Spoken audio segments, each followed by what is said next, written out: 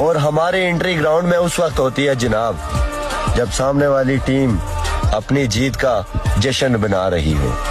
और इसीलिए तो लोग हमें गेम चेंजर के नाम से जानते हैं। आओ नाम सिकंदर की है पुश्ता कर ले